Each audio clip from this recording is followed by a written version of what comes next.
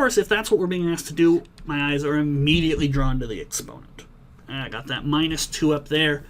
So again, I think, well, how do I deal with negative numbers in the exponent? So again, I write down my property. If I'm doing this question at home, maybe I have the list of exponent properties off to the side. I'm reviewing them. I'm using them as best I can. Okay. So what does this say? If I've got a negative, I can get rid of that minus sign at the cost of a 1 over. Okay. So minus, and then 1 over, and we've got -1/4 to the power of 2. Now let me draw attention to this, because this is something people screw up a fair bit. Okay. This minus sign is outside the brackets. So as we're dealing with this exponent, the minus sign just stays right outside where he is. Okay? Nothing happens. Only the minus sign that's inside the brackets came down here. Okay? Only the -1/4 is the thing that's being raised to the power of -2. So it moves down. Okay? All right. So once we sort that out, and it's a more common mistake than you might think, people just moving minus signs around the wrong way. Okay? So that's the general rule. If it's outside the brackets, it's not being raised to an exponent. If there are no brackets, I went through a question like this earlier today with one of my other pre-calc classes. Something like this, it's not -3 to the power 2. The minus sign is not in any brackets, so order of operations says you just do the power, and then you minus at the end. Okay. So incidentally, this one's -9, if you're curious. So that's why the minus sign has stayed up here. It hasn't moved down here. It hasn't done anything else. Minus sign stays where it is. Okay. So now we still need to get rid of exponents, right? That's the question. So we've got -1 over -4 to the power of 2. So what could we do? Well, again, depends on our comfort level with certain things, but it's your standard power of 2. So we've known this for however long I mean, basically when you start grade 7, I believe you still do this. Grade 7 in Canada, by the way, for international students. I don't know where it is for you.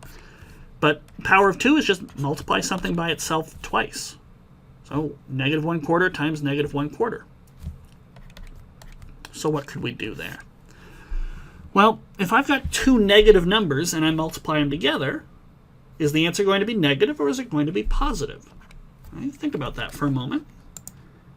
You want to type your answer in the chat, you're more than welcome to do so. You don't have to.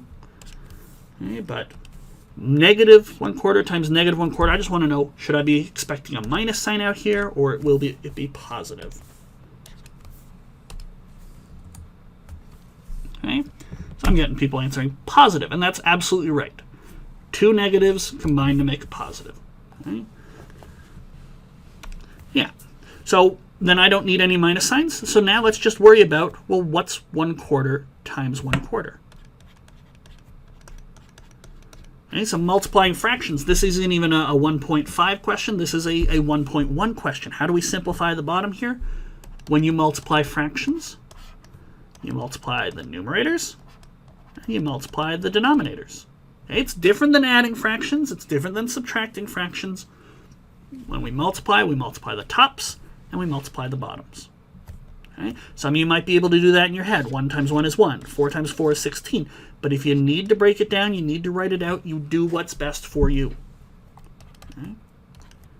So 1 times 1 is 1. 4 times 4 is 16. Okay? Now, technically, based on the wording of the question, we're done because we don't have any exponents. Rewrite the number without using exponents. Well, I don't have any exponents here. Okay? But usually we do a little bit more. 1 over 1/16. Okay, so depending on how comfortable you are with real numbers, 1 over anything is just the original anything. Okay? If you're not comfortable doing that, because I know sometimes fractions really get to people. Okay?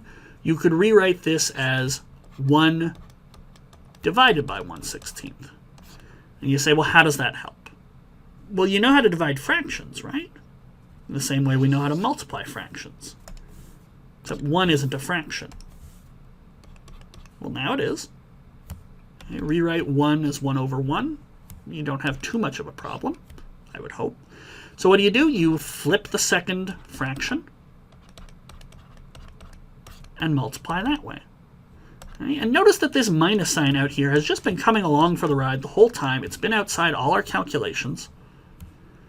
1 times 16 is 16. 1 times 1 is 1. And 16 divided by 1 is just 16. So ultimately, our final answer, okay, minus 16 over 1, it's just minus 16. After all that work, I would say that is as simplified as we can make this particular expression.